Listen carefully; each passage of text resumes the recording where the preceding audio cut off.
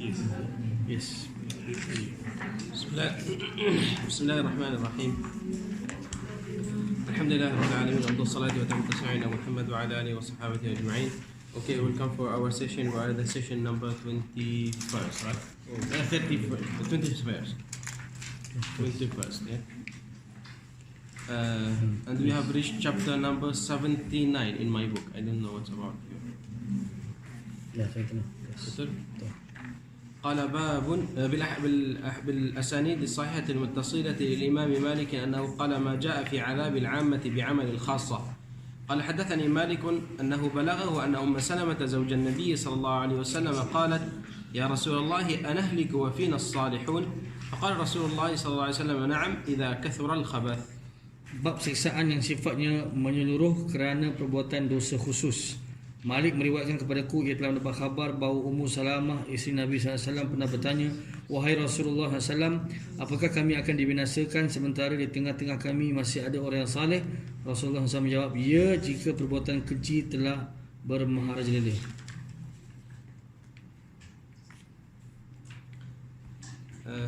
So about this hadith, actually Allah subhanahu wa ta'ala will give the azab to one ummah or one group if the bad people become more than good people.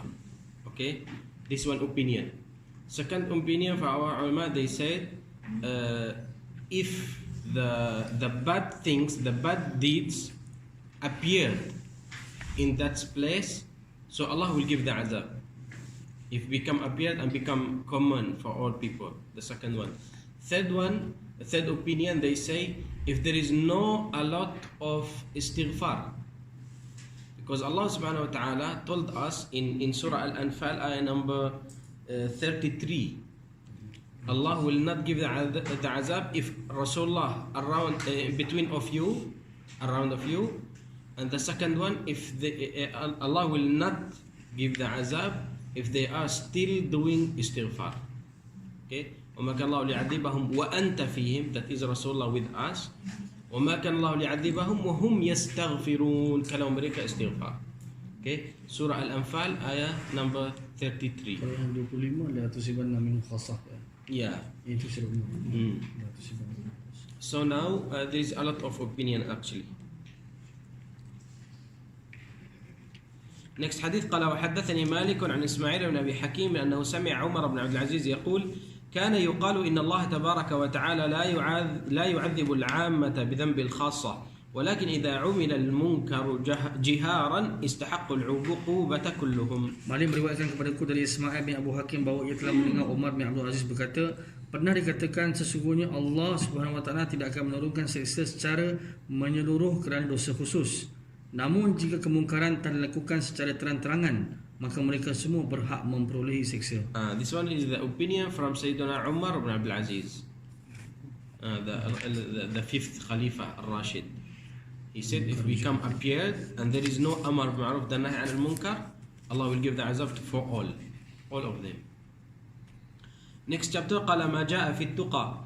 قال حدثني مالك عن إسحاق بن عبد الله بن أبي طلحة عن أنس بن مالك قال سمعت عمر بن الخطاب وخرجت معه حتى دخل حائطا فسمعته وهو يقول وبيني وبينه جدار وهو في جوف الحائط عمر بن الخطاب أمير المؤمنين بخ والله يا ابن الخطاب لتتقين الله أو ليعذبنك. Bab takwa. Malik meriwayatkan kepadaku dari Ishaq bin Abdullah bin Abu Talha dari Anas bin Malik radhiyallahu anhu, dia berkata, aku mendengar Umar bin Khattab radhiyallahu anhu berkata, saat aku pergi bersamanya memasuki sebuah kebun dan di hadapan kami terdapat dinding saat berada di tengah-tengah kebun. Umar bin Khattab Amirul Mukminin berkata, bagus. Macam dia mengagungkan diri sendiri. Tapi selepas dia sama, demi Allah, sungguh engkau bertakwa kepada Allah atau ia benar-benar akan menyiksamu. Mula-mula, masya-Allah, khalifah very big, besar sangat. Okay, become the first person in the world that time. But actually, if I haven't taqwa to Allah subhanahu wa ta'ala, Allah will give me an azab. He said like that, like muhasabah for himself. Okay? Actually, we have to do this the same, and between with us sendiri. Okay. Sit down with yourself and you have to make the muhasabah to yourself. What you have done, what you are going to do, whatever. Yeah. قال مالك وبلغني أن القاسم بن محمد كان يقول أدركت الناس وهم يعجبون بالقول. قال مالك يريد بذلك العمل إنما ينظر إلى عمله ولا ينظر إلى قوله. Malik berkata, telah sampai berita kepadaku bahawa Al-Qasim bin Muhammad berkata, aku pernah bertemu dengan orang-orang dan mereka tidak merasa takjub dengan perkataan. Malik mengungkapkan maksudnya adalah perbuatan kerana yang dilihat adalah perbuatannya, bukan ucapan dan perkataan seseorang. Apa amal dia, bukan apa yang dia bercakap. Yang lebih penting amal. Dan amal itu kena ada ikhlas kepada Allah SWT. Next chapter, قال القول إذا سمعت الرعد. قال حدثني مالك عن عامر بن عبد الله بن الزبير أنه كان إذا سمع الرعد ترك الحديث وقال سبحان الذي يسبح الرعد بحمده والملائكة من خيفته ثم يقول إن هذا لوعيد لأهل الأرض شديد. Bab doa yang dibaca ketika mendengar guruh. Malik meriwayatkan kepadaku dari Amir bin Abdullah bin Az-Zubair bahawa ia telah mendengar guruh. Ia pun meninggalkan pembicaraan dan membaca yang bermaksud Maha suci Allah, zat yang disucikan oleh guruh dengan pujiannya dan para malaikat yang takut kepadanya. Kemudian ia berkata, sesungguhnya ini guruh adalah peringatan keras bagi penduduk bumi. Ya, setiap kali masa yang ada guruh itu macam peringatan kepada manusia daripada Allah SWT. Ya. Walaupun dalam sains guruh ni sebab apa? Encik Zahid. As lightning occurs. Okay, lepas tu dia bunyi daripada situ lah, kalau mistaken. Bunyi they lightning. say there is two awan, one is negative and another one is positive, and when they are center, both of it, the the sound is coming out, right? These are in the science. Okay, in Malay culture, guruh ni bunyi guruh sebab apa? Katak menghujat. Betul macam tu. Atau apa ni suara syaitan. Tak ada Okey, baik. Tapi sebenarnya ada satu hadis dekat Musnad Imam Ahmad, Sunan Tirmizi dan Sunan Nasai. 3 hadis sahih. Rasulullah he said, satu malaikat Allah suruh dia mengkumpulkan semua awan. Dia mengkumpulkan semua awan. Kalau dia tak kumpul, tak boleh di hujan tak turun. Dia akan kumpul dengan apa nama itu? Cemeti. Apa nama dia? Cemerti. Dia guna cemerti, 2 cemerti. Dia akan mengkumpulkan awan. Masa yang dia pukul awan itu, ni bunyi guru. Hadis sahih. Ya. Every time when he hit them or he want to gather all of them, every time we will hear it. This hadis sahih actually. Yeah. Next chapter, قال ما جاء في تركة النبي صلى الله عليه وسلم. قال حدثني مالك عن ابن شهاب عن عروة بن الزبير عن عائشة أم المؤمنين أن أزواج النبي صلى الله عليه وسلم حين توفي رسول الله صلى الله عليه وسلم أردن أن يبعثن عثمان بن عفان إلى أبي بكر الصديق فيسألنه ميراثهن من رسول الله صلى الله عليه وسلم فقالت لهن عائشة أليس قد قال رسول الله صلى الله عليه وسلم لا نورث ما تركنا فهو صدقة. Bab pusaka Nabi SAW. Malik meriwayatkan kepadaku dari Ibn Syihab dari Urwah bin Zubair dari Aisyah Ummul Mukminin radhiyallahu anhuma bahawa para isteri Nabi SAW ketika Rasulullah SAW meninggal dunia mereka mengutuskan Uthman bin Affan menemui Abu Bakar As-Siddiq untuk menanyakan perihal warisan yang mereka perolehi dari Rasulullah SAW. Aisyah radhiyallahu anha kemudian berkata kepada mereka, bukankah Rasulullah telah bersabda, tidak diwarisi apa yang telah kami tinggalkan, kerana apa yang kami tinggalkan itu adalah sedekah. Okay, so semua Nabi tak boleh waris-waris dia akan mewariskan, tak boleh. Okay, dalam Quran ada 2 ayat, wa waritha Sulaiman Daud, satu ayat. Lagi satu ayat, qala yarithuni Nabi Musa Nabi Yusuf yarithuni wa yarithu min ali Yaqub. Okay, kalau bahasa Arab tak, bahasa Melayu jadi S, sin. Okay, the ulama they have tafsir for that ayat. They say warisan itu warisan ilmu dan nubuah, risalah, bukan warisan yang apa ni untuk dunia. Mulk kekuasaan. Bukan. Daud, Sulaiman. Allah SWT bagi Sulaiman lebih pada ayah dia. Allah yang bagi. Kalau Nabi Daud, Allah bagi dia apa ni? Bukit-bukit, beberapa benda bagi dia. Tapi Sulaiman seluruh dunia. Lebih besar pada ayat dia. قال حدثني مالك عن ابي الزناد عن الاعرج عن ابي هريره ان رسول الله صلى الله عليه وسلم قال لا تقسموا او لا تقسموا ورثتي دنانير ما تركت بعد نفقة نسائي ومؤونة عاملي فهو صدقة. Mari meriwayatkan kepadaku dari Abu Azinad dari Al-A'raj dari Abu Hurairah radhiyallahu anhu bahawa Rasulullah SAW bersabda, ahli warisku tidak memperoleh warisan dinar. Apa yang telah aku tinggalkan setelah nafkah isteri-isteriku dan upah pekerjaku adalah sedekah. Ini ada satu cerita sebenarnya masa yang Rasulullah dia dah wafat dan Nabi Sayyidina Abu Bakar Siddiq dia tak nak bagi semua warisan Rasulullah kepada keluarga dia. Okey, kalau orang Syiah mereka ambil satu hadis daripada ahli sunnah dan mereka tambah kepada hadis itu. Mereka kata Fatimah datang ke Abu Bakar dan Abu Bakar pukul dia dan dia awak darah keluar dan dia menangis dan 6 bulan dia tak bercakap dengan dia. Okey, perkataan yang terakhir betul. Ya, Fatimah mengikuti ini ahli sunnah tak bercakap dengan Abu Bakar untuk 6 bulan. Sampai dia mendengar. Tak ada masalah. Tak ada silaturahim. Dia bukan daripada rahim, dia bukan daripada relatives. Okey, tak ada masalah kalau dia tak nak bercakap dengan dia. Okey, 1 2. Bila lagi perempuan kenapa nak bercakap dengan dia? Okey. Tak ada masalah. Tapi sebenarnya Sayyidina Abu Bakar he didn't give. Actually the Fatimah came to Rasulullah.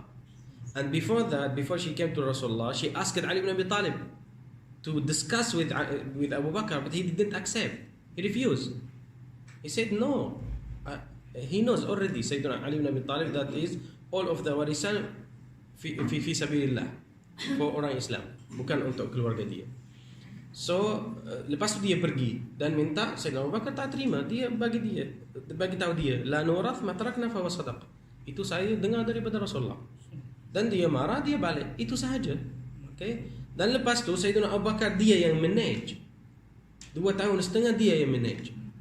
Lepas dia mendengar Sayyidina Umar dia sambung, dia ambil Ardu Fadak yang dekat Khaybar, sekarang Tabuk, panggil dia Tabuk. Ada beberapa tempat yang dia manage. Lepas tu, lepas 1 tahun 2 tahun ni Sayyidina Ali bin Abi Talib dan Al-Abbas, di uncle Rasulullah. Mereka datang kepada Rasulullah dan datang ke Sayyidina Umar dan mereka kata, kenapa ambil ni? Sebab Rasulullah dia bagi tahu ni nafkah dan maunah. Apa dia maunah? Kerja, upah pekerja. Nafkah dan apa yang bekerja, usaha dia. Kalau dia usaha kena bagi dia balik. Okey? Kenapa bagi orang asing? Bagi kepada kita yang paling dekat. Okey, ni hak-hak kita tapi tak boleh ambil. Tapi boleh manage. Okey?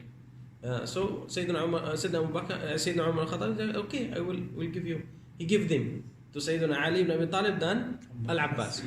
Sayyidina Ali ibn Abi Talib he will manage for 1 tahun, one year, and there is Al-Abbas for 1 year, like that. After 5 years, they came back to Sayyidina Umar Al-Khattab. They are fighting. Okay, this hadith in Shama'il Muhammadiyah, if you remember. Okay, it's on Sahih Muslim. He said when he came to Rasulullah, they are fighting. Everyone he will say to another, you are very bad. You lied to me. And this another will say, you are very bad. They are fighting. And Sayyidina Abu Bakar said, okay, keep silent. And he panggil semua sahabat al-mubashsharun bil jannah, Abdurrahman bin Auf, Uthman bin Affan, semua dan datang dan bagi tahu mereka, Rasulullah boleh ambil. Dia kata tak boleh ambil. Semua mereka terima, tak boleh ambil. Dia kata okay, boleh manage. Kalau akan sambung fighting, bagi balik kepada saya. Sayyidina Umar Khattab dia kata macam tu. So mana ni? Mula-mula Sayyidina Ali bin Abi Talib, Sayyidina Al-Abbas dan Ali bin Abi Talib. Lepas Sayyidina Al-Abbas dia mendengar, dia jadi Sayyidina Ali bin Abi Talib sahaja yang dia manage. Lepas Ali bin Abi Talib, anak dia Al-Hasan. Lepas Al-Hasan mendengar Al-Husain. Lepas Al-Husain, Ali bin Al-Husain, anak dia. Lepas Ali bin Al-Husain, Zaid bin Al-Hasan, dia ambil. Lepas Zaid bin Al-Hasan, Abdullah bin Al-Hasan. Dan lepas tu semua khalifah-khalifah Bani Al-Abbas, mereka manage. Okay. So untuk orang Islam atau untuk khalifah, dia nak membuatkan, dia membetulkan hak-hak mereka sahaja. Okay, dia tak ambil sebenarnya. Tapi orang Syiah tak terima. Dia kata dia ambil, dia tak bagi. Itu masalah dia sebenarnya. So isteri Nabi minta pun tak dapat. Saya minta pun tak dapat kan? Ya. So lagi satu, di sini dia boleh ambil nafkah dan usaha bekerja. Dua benda ni. Kenapa? Sebab isteri-isteri Rasulullah tak boleh kahwin. Lepas Rasulullah tak boleh kahwin, okay? So kalau tak boleh kahwin, siapa yang akan bagi nafkah? Itu daripada tanah itu. So untuk nafkah sahaja, setiap tahun setiap isteri akan pergi dan ambil apa nafkah dia untuk setahun, dia akan ambil. Okay? So tak boleh kahwin, tak ada orang wali. Okay? Itu sahaja. Rasulullah dia benar untuk dua benda ni sahaja. Next chapter, qala ma jaa fi sifati jahannam. قال حدثني مالك عن ابي الزناد عن الاعرج عن ابي هريره ان رسول الله صلى الله عليه وسلم قال نار بني ادم التي يوقدون جزء من 70 جزءا من نار جهنم فقالوا يا رسول الله إن كانت لكافية فقال إنها فضلت عليها ب99 جزءا. Bab sifat neraka Jahannam. Malik meriwayatkan kepadaku dari Abu Zinad dari A'raj dari Abu Hurairah radhiyallahu anhu bahawa Rasulullah SAW bersabda, api anak cucu Adam yang mereka nyalakan merupakan sebuah bahagian dari 70 bahagian api neraka. Para sahabat kemudian bertanya, wahai Rasulullah SAW, jika itu ada, sungguh itu sudah cukup. Beliau bersabda, sesungguhnya api neraka itu dilebihkan atasnya 69 bahagian.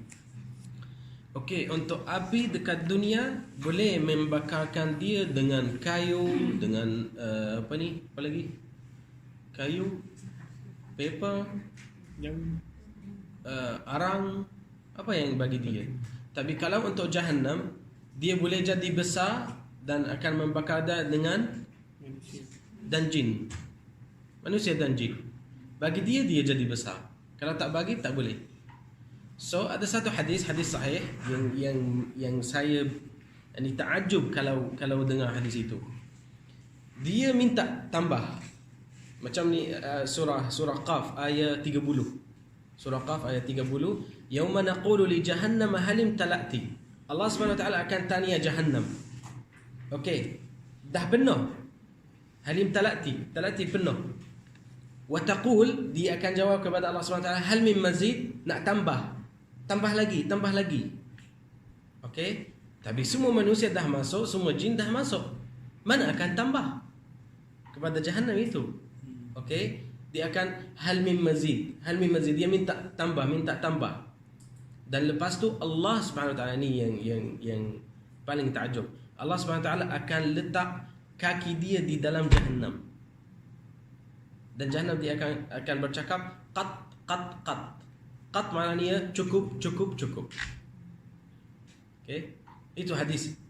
Dia kata Allah akan letak kaki dia di dalam Jahannam. Itu boleh faham daripada statement ni, ayat ni. Allah SWT ada kaki. Okey, tapi macam mana tak tahu. Sebab ni ada hadis sahih.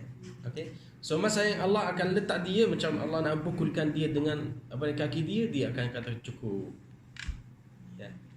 Nah, ini untuk Jahannam. Next hadis. قال وحدثني مالك عن عمه أبي سهيل بن مالك عن أبيه عن أبي هريرة أنه قال أترونها حمراء كناركم هذه لهي أسود من القار والقار الزفت. Malik meriwayatkan kepadaku dari pamannya Abu Suhail bin Malik dari ayahnya dari Abu Hurairah radhiyallahu anhu bahawa berkata, apakah kalian menyangka api Jahannam itu merah seperti api kalian ini? Sungguh api Jahannam itu lebih hitam dari Al-Qar, dan Al-Qar adalah tar. Ini untuk jalan, guna dia untuk jalan. Tar. Okey, so maknanya, daripada hadis ni ada merah dan hitam. Allah Subhanahu wa taala mencipta iblis, itu dia boleh kata macam apa? Macam Adam untuk manusia. Iblis itu ayah semua jin iblis itu, tapi jin yang tak baik, yang kafir, bukan yang muslim. Okay? Walaupun zuriat yang sama. Allah mencipta dia daripada mana? Api. Betul. Hari Samum. Okey, buka surah Al-Rahman, buka surah Al-Rahman. Sebenarnya bukan daripada api. Ya, Marji minna. 15. Boleh baca? Saya boleh baca terjemahan. Terjemahan tak ada. Surah Surah Ar-Rahman Surah 55 ayat 15. 15.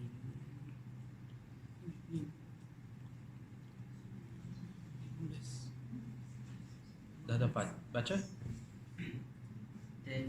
Dan ia telah menciptakan jin dari lidah api yang menjual-jual. Daripada lidah. Dari lidah api. lidah. Apa ni lidah? Tang. Amin. Mana tang? Translation lah. Okey, Bahasa kalau ni api, dia keluar. Ni ada satu benda yang kecil. Oh, panggil Apa lidah. panggil dia? Lidah api. The tongue of the flame. Ni api. Ah. Tapi kadang-kadang kalau apa ni tak itu Oh. nanti akan keluar. Percikkan. Ni dia. Sebab marij min nar. Ni nar api. Allah mencipta apa ni syaitan daripada itu. Okay. So sekarang apa boleh faham? Kalau ya Allah susah. Kalau yang keluar warna dia merah, jin akan jadi warna dia merah. Okay. Tapi kalau daripada nar itu hitam, macam dia bagi tahu di sini, maknanya warna dia hitam. Okay. So sekarang semua jin Allah mencipta mereka daripada yang apa nama panggil dia? Percikan itu daripada dia. Okay, satu. Dua, kalau satu orang manusia dia dapat gangguan daripada jin, okay, satu alamat dia akan dapat apa ni atas kulit dia beberapa bulat-bulat yang hitam, lebam. Dia cuba masuk dari sana. Okay. So akan jadi hitam. So kalau dia bukan hitam macam merah, ada satu tafsir apa semua. Okay. Dia dot Ya. bintik-bintik. Ya. Okay, akan tahu. Okay, satu alamat. Lagi satu, kalau orang jin yang kafir warna dia hitam, masa yang dia masuk Islam dia akan tukar daripada hitam ke putih. Dia jadi putih.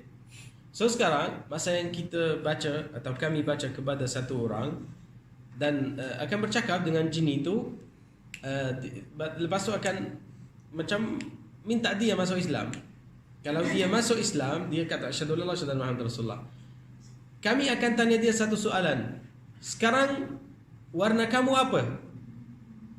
Kalau dia jawab hitam, dia tak terima Islam. Okay? Dia cakap dengan mulut sahaja sebab nak kurangkan sakit di atas dia masa dia dengar Quran. Dia mengkurangkan. So akan tanya dia sekali lagi.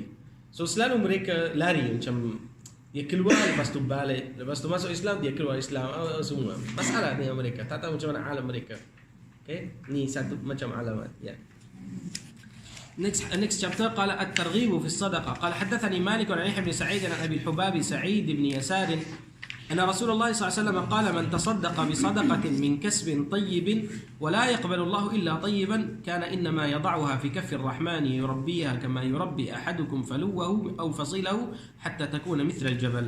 Bab anjuran bersedekah. Dari Abu Al-Hubab Sa'id bin Jasar bahawa Rasulullah SAW bersabda, barang siapa bersedekah dari hasil yang baik dan Allah tidak menerima kecuali sesuatu yang baik, maka sesungguhnya ia telah meletakkan sedekahnya itu di tangan yang Maha Pengasih. Allah akan merawatnya sebagaimana salah seorang dari kalian merawat anak kuda atau anak untanya hingga ia menjadi besar seperti gunung.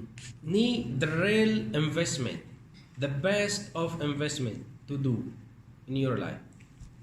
When you give some sadaqah, Allah subhanahu wa ta'ala will take it by his hand. That means Allah have hands. We can say two hands. Okay, Allah will take it and will, membesarkan dia, yunammi, yurabbi. Okay. Next hadith, قال وحدثني مالك عن إسحاق بن عبد الله بن أبي طلحة أنه سمع أنس بن مالك يقول كان أبو طلحة أكثر أنصاريا بالمدينة مالا من نخل، وكان أحب أمواله إليه بيرحاء، وكانت مستقبلة المسجد، وكان رسول الله صلى الله عليه وسلم يدخلها ويشرب من ماء فيها طيب. قال أنس فلما أنزلت هذه الآية لن تنالوا البر حتى تنفقوا مما تحبون قام أبو طلحة إلى رسول الله صلى الله عليه وسلم فقال يا رسول الله إن الله تبارك وتعالى يقول لن تنالوا البر حتى تنفقوا مما تحبون وإن أحب أموالي إلي بيرحاء وإنها صدقة لله أرجو برها وذخرى عند الله فضعها يا رسول الله حيث شئت. قال فقال رسول الله صلى الله عليه وسلم بخ ذاك مال رابح ثم ما ذلك مال رابح وقد سمعت ما قلت فيه وإني أرى أن تجعلها في الأقربين. فقال أبو طلحة أفعل يا رسول الله فقسمها أبو طلحة في أقاربه وبني عمه. Dari Abdullah bin Abu Talha bahawa ia mendengar Anas bin Malik berkata, Abu Talha adalah sahabat Ansar di Madinah yang paling banyak memiliki harta berupa pohon kurma, dan harta yang paling dicintainya adalah kebun Bayruha yang terletak di ke arah kiblat masjid. Sementara Rasulullah SAW suka masuk ke sana dan minum air yang baik yang ada di dalamnya. Anas berkata, maka ketika turun firman Allah, kamu sekali-kali tidak akan sampai kepada kebajikan yang sempurna sebelum kamu menafkahkan sebahagian harta yang kamu cintai. Abu Talha langsung bangkit menemui Rasulullah SAW seraya berkata, wahai Rasulullah SAW, sesungguhnya Allah SWT berfirman yang bermaksud, kamu sekali-kali tidak akan sampai kepada kebajikan yang sempurna sebelum kamu menafkahkan sebahagian harta yang kamu cintai. Dan sesungguhnya harta yang paling ku cintai adalah Bayruha, dan sesungguhnya harta itu aku sedekahkan untuk Allah. Aku berharap kebaikan dan penyimpanannya di sisi Allah. Maka pergunakanlah harta tersebut wahai Rasulullah SAW untuk keperluan apapun yang kau suka. Rasulullah SAW lantas bersabda, bagus. Itulah sesungguhnya harta yang menguntungkan. Itulah harta yang menguntungkan. Dan aku telah mendengar apa yang engkau utarakan, yakni berkenaan dengan keuntungan harta tersebut. Menurutku sebaiknya engkau berikan harta itu kepada karib kerabat. Abu Talha menjawab, aku akan melakukannya wahai Rasulullah. Setelah itu Abu Talha membahagikan kepada para kerabatnya dan keturunan pamannya. Kalau keluar dari belakang, ni ada satu pintu yang besar yang ada apa panggil dia? Kubah apa ni? Hijab. Gerbang. Tak. Yang apa ni, setiap masjid ada yang di tengah, apa panggil dia? Kubah. Dom. Ada kubah. Dari belakang panggil nama dia Babul Malik Fahd. Kalau masuk dari belakang. Kalau keluar daripada Babul Malik Fahd dan dah keluar Masjid Nabawi yang semua tempat yang di luar, di sini ada banyak hotels. Ni Bayruha.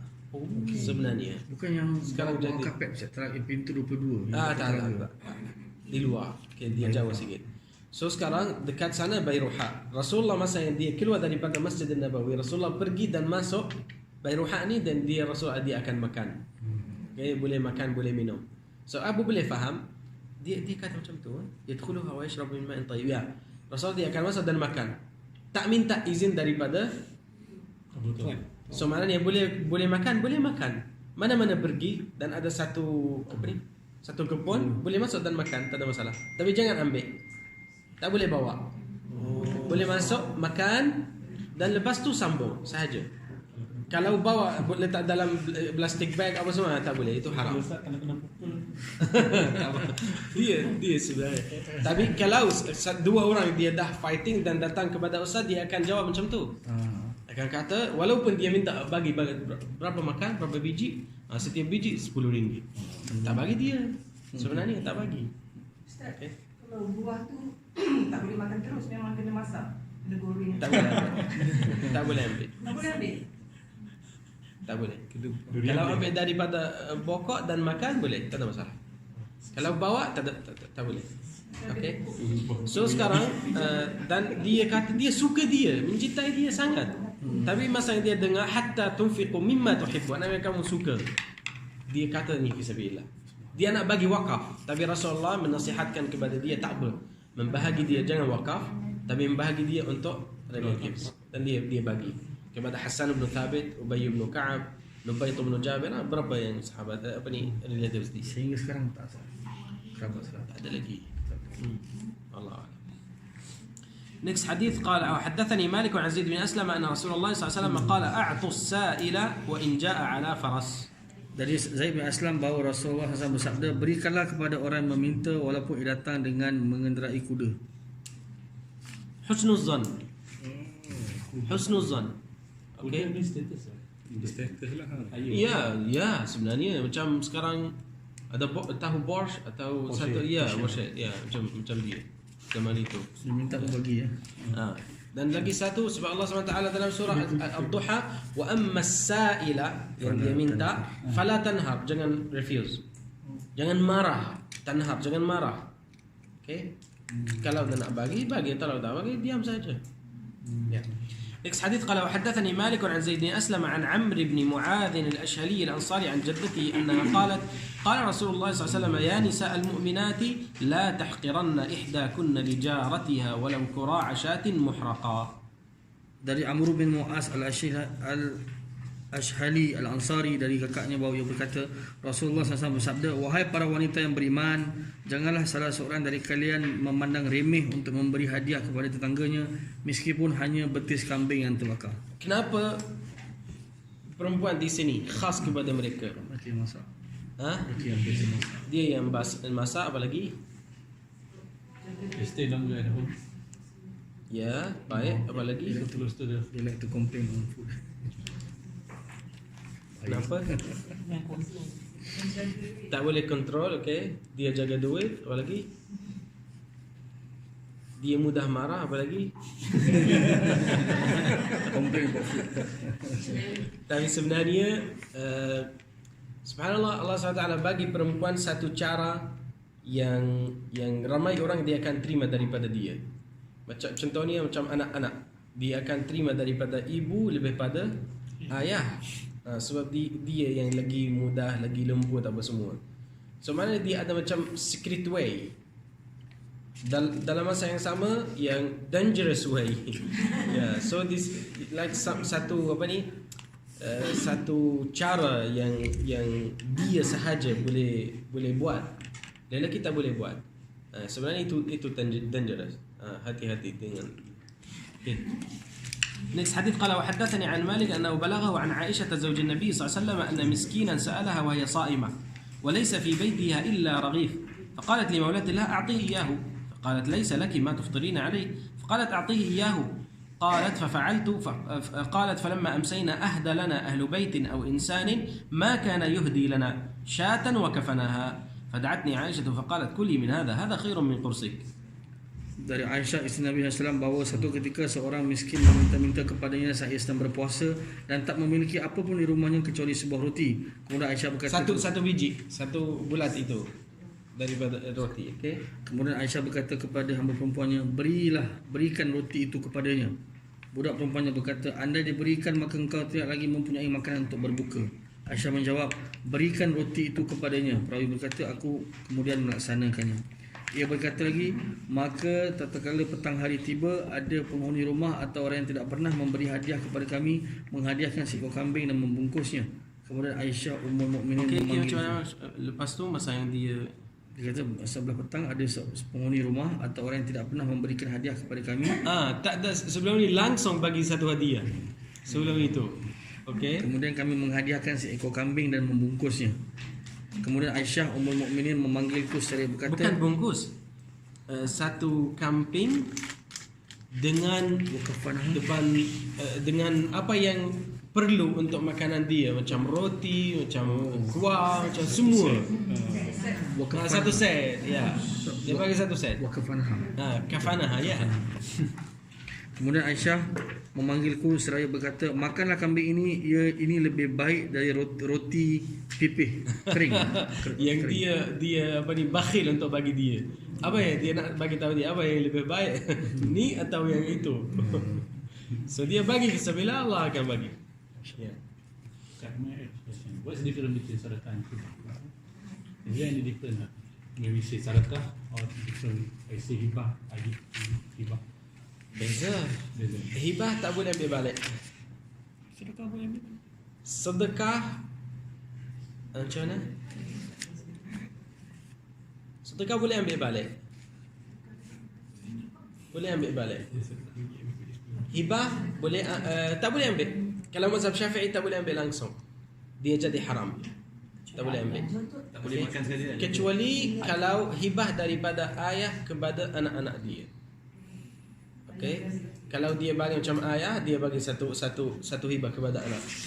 Lepas satu hari dua hari, bagi saya balik. Okey. Boleh ambil balik, tak ada masalah.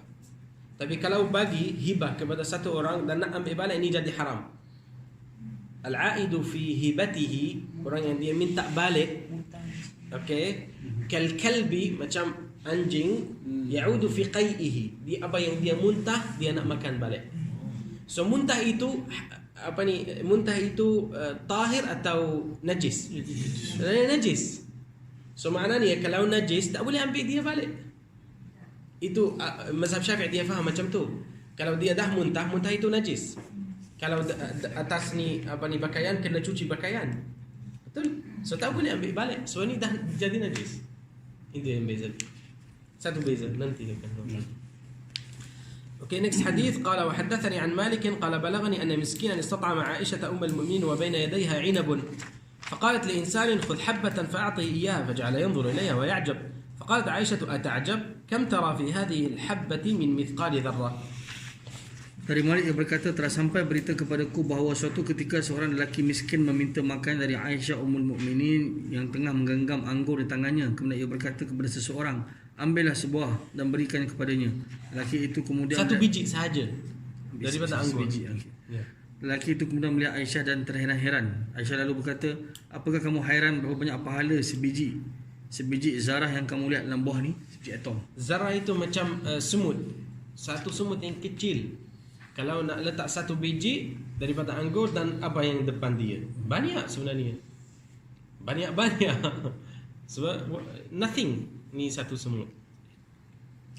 Next hadith, next chapter. قال ما جاء في التعفف عن المسألة. قال وحدثني عن مالك عن ابن شهاب عن عطاء بن يزيد الليثي عن أبي سعيد الخدري أن ناسا من الأنصار سألوا رسول الله صلى الله عليه وسلم فأعطاهم ثم سألوه فأعطاهم حتى نفد ما عنده ثم قال ما يكون عندي من خير فلأن أدخره عنكم ومن يستعفف يعفه الله ومن يستغني يغنيه الله ومن يتصبر يصبره الله وما أعطي أحد عطاء هو خير وأوسع من الصبر. Bab tidak meminta-minta kerana menjaga kehormatan diri. Dari Abu Sa'id Al-Khudri bahawa beberapa orang sahabat pernah meminta-minta kepada Rasulullah SAW.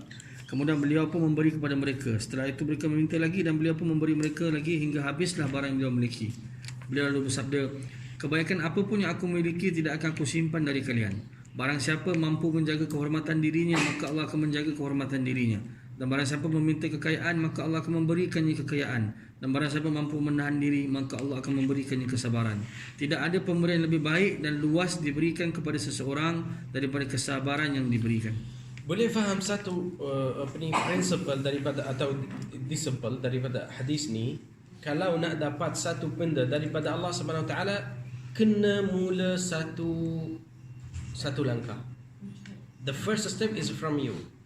Lepas tu Allah akan berjayakan. Okay? Kalau tak mula, Allah tak bagi. Kena mula. Lepas tu Allah akan sambungkan. Allah akan berjayakan.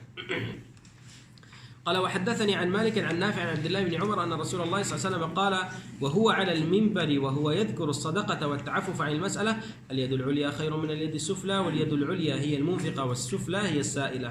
Dari Nafi' dari Abdullah bin Umar bahawa Rasulullah SAW bersabda saat sedang berada di atas mimbar menyinggung tentang sedekah dan tidak meminta-minta untuk menjaga kehormatan diri, iaitu tangan di atas lebih baik daripada tangan di bawah, dan tangan di atas adalah orang yang berinfak sedangkan tangan di bawah adalah orang yang meminta-minta.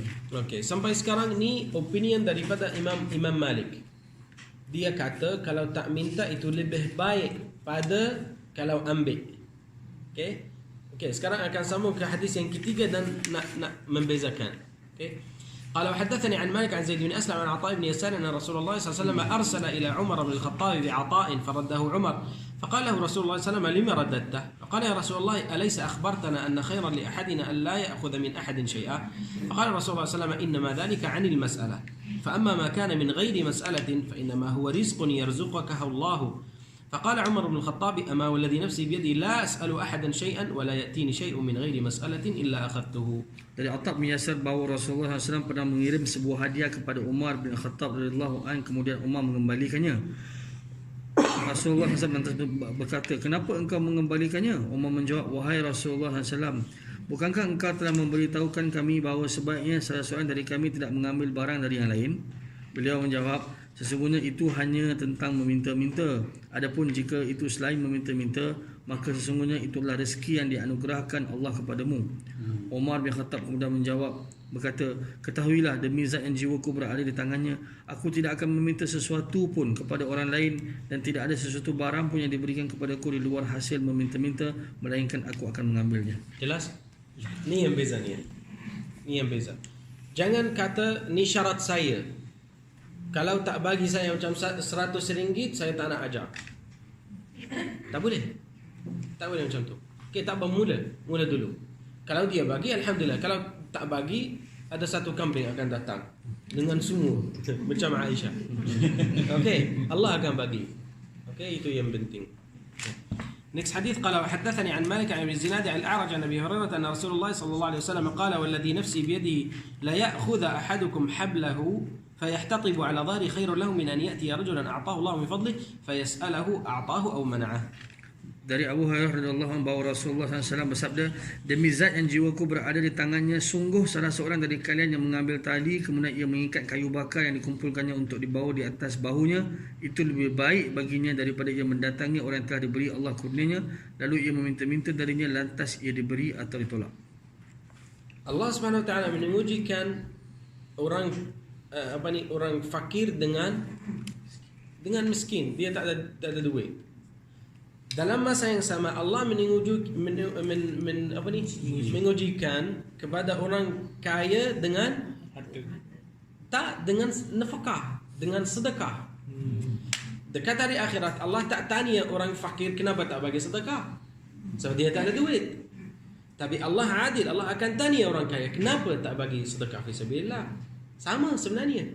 Itu kenapa selalu saya takjub, saya fikir kenapa macam kita buat hasad di antara kita. Kenapa? Sebab Allah adil. Allah bagi ni fakir tapi tak bayar sedekah. Tapi orang yang ada duit dia kena. Okey, sama. Dan lagi satu, kita macam tak rida dengan hukum Allah SWT. Hukum Allah bagi ni duit, tak bagi ni duit. Okey, Allah adil. Kena terima qada dan qadar apa yang Allah bagi. Okey. Next hadith, قال وحدثني عن مالك عن زيد بن أسلم عن عطاء بن يسار عن رجل من بني أسد أنه قال نزلت أنا وأهلي ببقيع الغرقاد. Ini satu cerita. فقال لي أهلي اذهب إلى رسول الله صلى الله عليه وسلم فاسأله لنا شيئا نأكله وجعلوا يذكرون من حاجتهم فذهبت إلى رسول الله صلى الله عليه وسلم فوجدت عنده رجلا يسأله ورسول الله صلى الله عليه وسلم يقول لا أجد ما أعطيك فتولى الرجل عنه وهو مغضب وهو يقول لعمري إنك لتعطي من شئت فقال رسول الله صلى الله عليه وسلم إنه لا يغضب علي ألا أجد ما أعطيه من سأل منكم وله أوقية أو عدلها فقد سأل إلحافا قال أسدي فقلت للقحة لنا خير من أوقية قال مالك والأوقية 40 درهما قال فرجعت ولم أسأله فقدم على رسول الله صلى الله عليه وسلم بعد ذلك بشعير وزبيب فقسم لنا منه حتى أغنانا الله. Dari Attab bin Yasir, dari seorang lelaki di kalangan Bani Asad, ia berkata, suatu ketika aku dan isteriku singgah di Baqi' al-Gharqad. Dia hijrah daripada satu tempat yang jauh dan dia datang ke Madinah. Kemudian isteriku berkata kepadaku, pergilah menemui Rasulullah SAW dan mintalah kepada beliau sesuatu untuk kita makan. Ya, sebenarnya betul. Betul, dia tak ada macam orang asing, dia tak tahu, tak ada kerja apa semua. Mereka kemudian mulai menceritakan keperluan mereka. Aku pun lalu pergi menemui Rasulullah SAW dan ketemukan ada seorang lelaki dekat beliau juga tengah meminta-minta. Rasulullah SAW bersabda, aku tak memiliki apa pun untuk kuberikan kepadamu. Lelaki itu kemudian faham? Dia datang nak minta daripada Rasulullah, tapi ada satu orang dia minta masa itu. Dan dia tunggu dan dia tengok macam mana. Okey. Lelaki itu kemudian berpaling dengan marah sambil bergumam, demi Allah, sesungguhnya engkau dapat memberi kepada sesiapa pun yang engkau mahu. Ya, Rasulullah kalau macam Rasulullah tak suka dia, itu kenapa Rasulullah tak nak bagi dia? Itu dia marah dan balik. Rasulullah SAW lantas bersabda, ia marah kerana aku tak memiliki sesuatu pun yang dapat kuberikan kepadanya. Barang siapa dari kalian meminta-minta sedang ia masih memiliki satu uqiyah, yakni timbangan yang setara dengan 40 dirham makanan, atau yang setara dengan itu, maka bererti ia telah meminta-minta dengan cara memaksa. Dia minta banyak. Rasulullah dia beritahu saya tak ada, tapi dia masih minta. Okey, dia masih minta. Al-Asadi berkata, aku berkata sesungguh unta lebih baik bagi kami daripada uqiyah. Malik mengatakan kata al-uqiyah bererti 40 dirham. Ia perawi kembali berkata, kemudian aku kembali yang tidak pernah meminta-minta kepada beliau. Setelah itu Rasulullah SAW dibawakan gandum dan anggur kering, lantas beliau membahaginya kepada kami hingga Allah SWT memberikan kecukupan kepada kami. Yeah. Okay, next hadith قال وعن مالك عن العلاء بن عبد الرحمن أنه سمعه يقول نقصت صدقة من مال وما زاد الله عبدا بعفو إلا عزة وما تواضع عبد إلا رفعه الله. قال مالك لا أدري أيرفع هذا الحديث عن النبي صلى الله عليه وسلم أم لا. Dari Al-Ala bin Abdul Rahman bahawa ia telah mendengar dia berkata, sedekah tidak akan mengurangi harta dan tidak ada Allah menambahkan ampunan kepada seorang hamba melainkan ia akan bertambah mulia, dan tidak ada seorang hamba bersikap rendah diri melainkan Allah akan mengangkat darjatnya. Malik mengungkapkan, aku tidak tahu persis apakah ia hadis ini sebagai hadis marfu' dari Nabi SAW atau tidak. Yeah. Next chapter قال ما يكره من الصدقة. قال حدثني عن مالك أنه بلغه أن رسول الله صلى الله عليه وسلم قال لا تحل الصدقة لآل محمد إنما هي أوساخ الناس. Dari Malik bab sedekah yang dimakruhkan. Dari Malik ia telah mendapat khabar bahawa Rasulullah SAW bersabda, sedekah tidak dihalalkan bagi keluarga Muhammad, sesungguhnya sedekah itu hanyalah kotoran bagi manusia. Macam mana kotoran? Cucian daripada harta. Sebab dia nak dia nak kafarah, dia nak mencuci dosa dia. So masa yang dia dah buat satu dosa, dia nak kafarah. So kafarah itu jadi macam dosa. Kalau nak makan, macam makan dosa. Okay? Itu lain pada itu. Kenapa kadang-kadang ada beza di antara sedekah, di antara hibah, di antara atiyah. Atiyah itu macam bagi dia macam tu, tak ada sebab. Dia bagi sahaja. Dia bagi sahaja.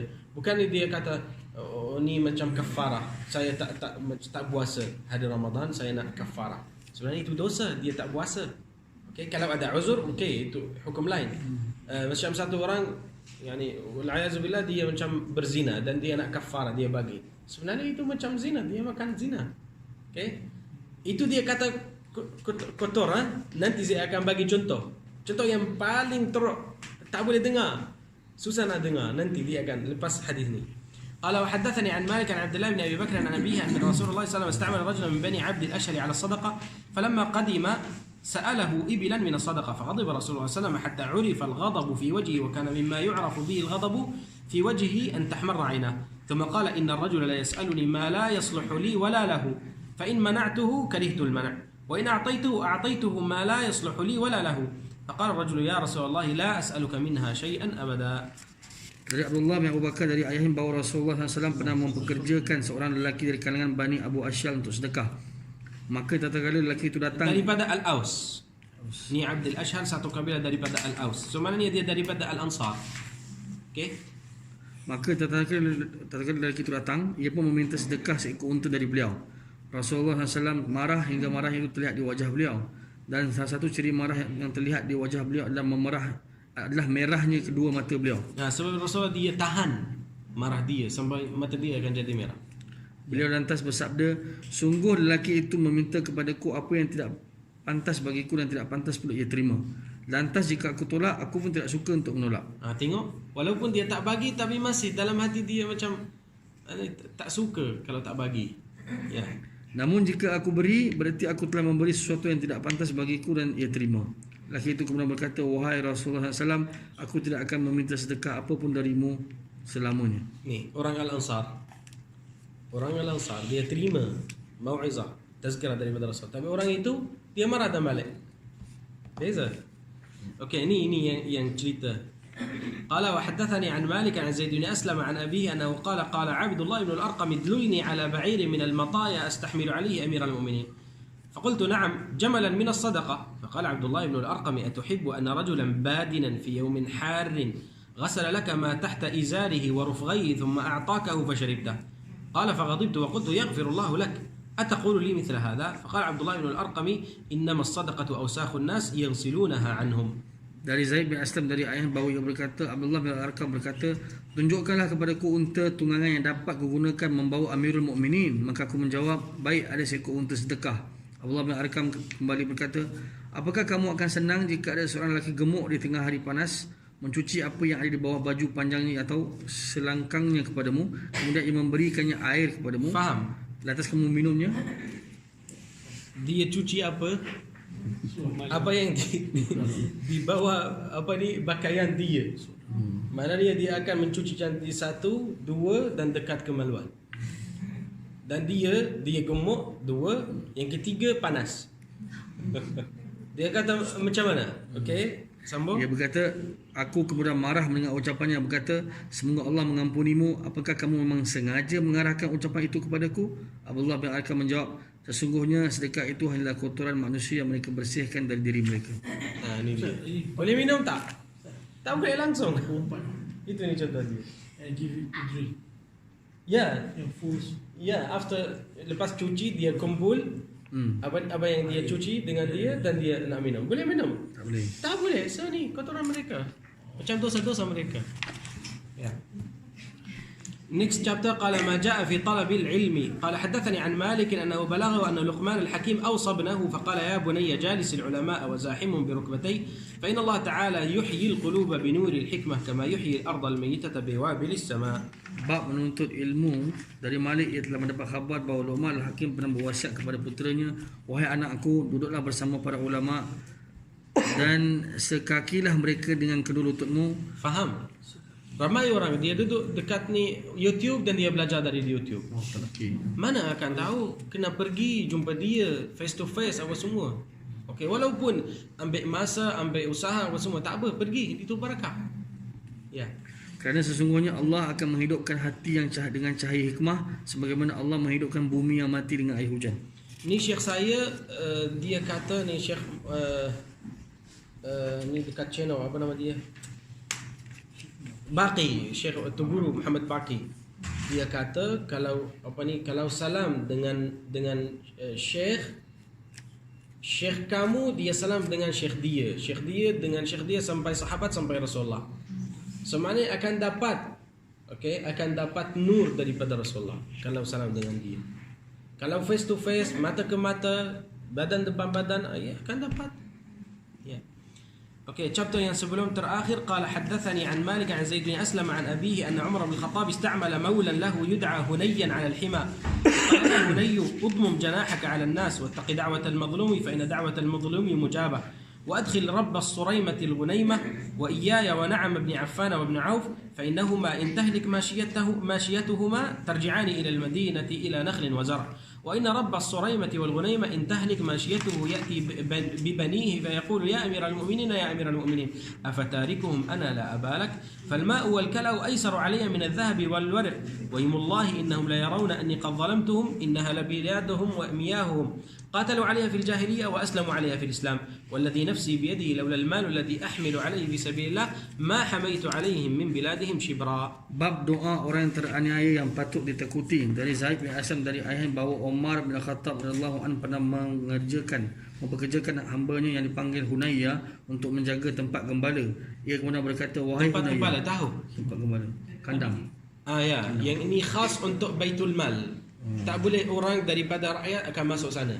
Ni untuk sedekah, semua zakat, semua sedekah apa semua boleh pergi dan masuk sana. Wahai Hunayya, rendahkanlah hatimu kepada manusia dan takutlah terhadap doa orang yang teraniaya. Kerana sesungguhnya orang yang teraniaya itu dikabulkan. Masukkanlah pemilik unta dan unta kambing yang sedikit dan hindarilah binatang ternak Ibnu Affan dan Ibnu Auf. Kerana jika Uthman bin Affan dan Abdurrahman bin Auf, sebab mereka kaya. Ya. Kerana jika hewan ternak mereka berdua binasa, keduanya akan kembali ke Madinah untuk menggarap tanaman dan pohon kurma. Dan Boleh bagi dia kalau dia tak dapat makanan di luar, dia boleh balik bagi dia dekat rumah. Tapi orang fakir tak ada makanan dekat rumah, mana dia akan bagi kepada haiwan? Ya. Dan sesungguhnya pemilik unta dan kambing yang sedikit, jika ternaknya binasa, ia akan mendatangiku dan dengan anaknya seraya berkata, wahai Amirul Mukminin, wahai Amirul Mukminin, apakah aku akan meninggalkan mereka tanpa mempedulikan dirimu? Air dan rumput lebih mudah aku dapatkan daripada emas dan perak. Demi Allah, sesungguhnya mereka akan melihat bahawa aku telah menganiaya mereka. Sesungguhnya itu milik negeri dan air mereka. Mereka telah berjuang untuk mendapatkannya di masa jahiliah dan menyerahkannya kepada Islam. Demi zat, Sebab masa yang mereka dia lawan orang Islam, dia tak nak masuk Islam dan mereka nak berlindungan tempat mereka. Tapi masa yang Islam dah menang, mereka masuk Islam dengan satu syarat, tempat mereka atau tanah-tanah mereka untuk mereka sendiri, tak bagi kepada Islam, dan Sayyidina Umar terima. Okey? Ya. demi zat yang jiwaku berada di tangannya, jika bukan harta yang aku bawa untuk berjuang di jalan Allah, nescaya aku tidak akan memberikan perlindungan kepada negeri mereka sejengkal pun, barang Ya, sejengkal pun. sebab kalau dia tak bagi satu tempat khas untuk Baitul Mal, nanti semua haiwan, semua kambing dia akan mati. Itu kenapa dia buat satu tempat yang khas. Okey. chapter yang terakhir dan hadis yang terakhir, qala babun asma'un nabi sallallahu alaihi wasallam. Qala haddathani Malik an Ibn Shihab an Muhammad ibn Jubair ibn Mut'im anna an-nabiy sallallahu alaihi wasallam qala li khamsatu asma' أنا محمد وأنا أحمد وأنا الماحي الذي يمحو الله به الكفر وأنا الحاشر الذي يحشر الناس على قدمي وأنا العاقب. Bab nama-nama Nabi SAW. Malik meriwayatkan kepadaku dari Ibn Shihab dari Muhammad bin Jubair bin Mut'im bahawa Nabi SAW bersabda, aku memiliki 5 buah nama. Aku dipanggil Muhammad, aku dipanggil Ahmad, aku dipanggil Al-Mahi, dan dengan diriku Allah menghapuskan kekufuran. Aku dipanggil Al-Hashir, yakni sang penghimpun, yang menghimpun manusia di bawah kedua telapak kakiku, dan aku dipanggil Al-Aqib. Maknanya semua manusia, semua ummah lepas Rasulullah. Ummah Rasulullah dia akan menghisab dulu, lepas tu semua ummah selepas Rasulullah. Okey, ini untuk nama-nama Rasulullah bukan yang Rasulullah dia sebutkan dia di sini. Imam Suyuti dia tulis satu buku nama-nama Rasulullah dan sifat dia. Dia kumpul dalam 40 nama Rasulullah. Bukan ni sahaja. Tapi ini yang Rasulullah dia sebutkan dengan mulut dia. Okay, ini satu. Dua, kenapa Imam Malik dia dia khatam buku dia dengan nama-nama Rasulullah? Ini yang terakhir, lepas tu dah habis. Ini volume yang kedua. Volume 3 tak ada. Kenapa? Okay, fikir dulu. Saya bagi ini dulu. Kenapa? Dia mula ni Al-Muwatta' dengan nama Allah SWT. Dia mula dengan Bismillahirrahmanirrahim. Dan dia khatam dia dengan nama Rasulullah. Sebenarnya dia mula dengan nama Allah SWT dan habiskan dia dengan nama Rasulullah. Dia nak bagi tahu Quran dan Sunnah dia paling penting. Quran dan Sunnah. Okey, boleh saya makan. Cepat.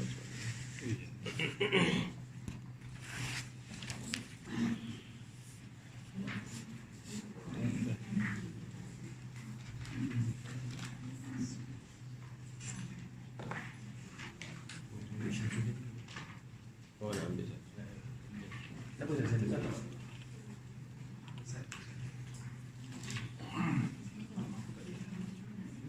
Semua dah masuk sini. Mana masuk sini? Okey, tak boleh. Rasanya Sini. Itu yang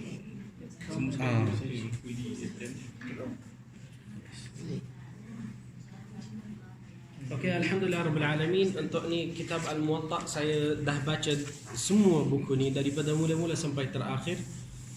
Saya dengar dia daripada syekh saya dekat Madinah Al-Munawwarah. Dengar sahaja.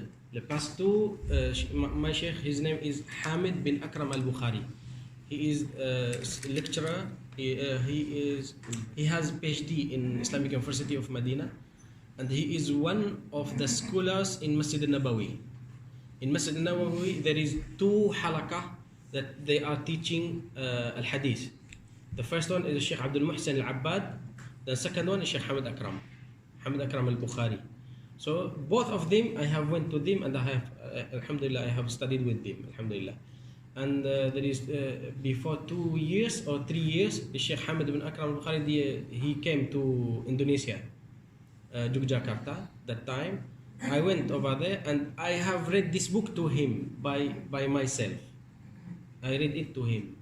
Okay, so this for 2 times. This is for my sheikh, But for another Sheikh, Alhamdulillah, I have read it for many times. I have khatam this book in UIA Gamba, Gomba. I have finished it, whole of it, from the beginning until the end. Alhamdulillah. So I have write down here. So this one like the ijaza from me to you, but I want from everyone who attend all of the sessions, because we have around 20 sessions. Okay, so like in the group who is lower than or less than 10 sessions, he can write down. Okay, for your name you can write down your name, and after it there is another space, right? Another space. So if from 1 until 10, from 11 until 19. how in 19 in the group, how I write down it? Sana 11 to 20.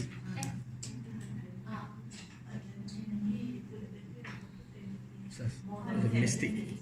Oh, what is it? Mention Syama'il. Oh, Syama'il, eh? Okay, also Reading the book of Syama'il. After the blank. okay, you can Just cancel it. yeah, just change it. Okay, so we can say who is less than 10 sessions, we can say, how we can say? Until 19, huh? Until 19, and this one 20. This one is fully. This one is mostly. Partially. Huh? Partially. TI. L-L-Y. L-L. Double N. Double L. Okay, like this. Okay, this one in another space. So just you can write down your name and one of these 3 words. And there is in the line number, which one? Which line? 1, Oh. 4, 5, 6. There is, I said this one.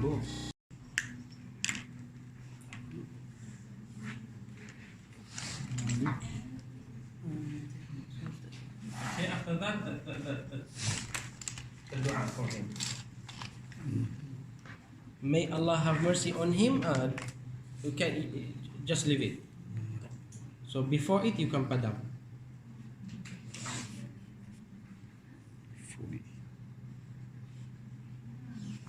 But alhamdulillah, about the title is right. It's not same side.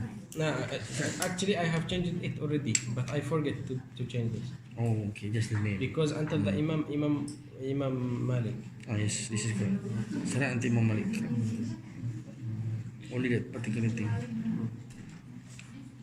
Okay, I have ijazah for everyone who attend this book according to what he has attended. Okay, and later on you have to mention, this is my my condition. You have to mention it in your ijazah when you give it. Okay, when you give it to your students after this. Okay, you can give the ijazah for others, but you have to mention, I have studied just for the last chapter or last book from Al-Muwatta only. Okay, and what's about the rest? Okay, you can give the ijazah for whole the book of Al-Muwatta. So I will give you the ijazah khasa, panggil dia ijazah khasa for last book, last chapter of Sahih Muwatta Imam Malik, and ijazah amma for whole the book. Inshallah. Okay, thank you very much. Jazakumullah khairan. Inshallah, we will meet inshallah next week with a new book inshallah about Siratu An-Nabi sallallahu alaihi wasallam. Ya, terima kasih banyak. Jazakumullah khairan. Assalamualaikum warahmatullahi wabarakatuh. محمد يوسف بن محمد بالعربية. محمد يوسف بن محمد.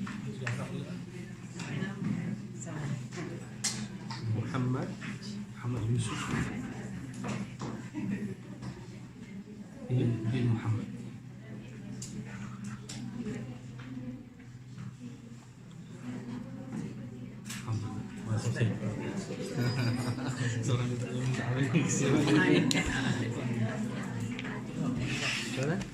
Siapa yang belum ambil buku?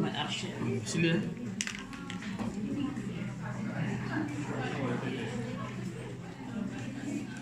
Dekat tu.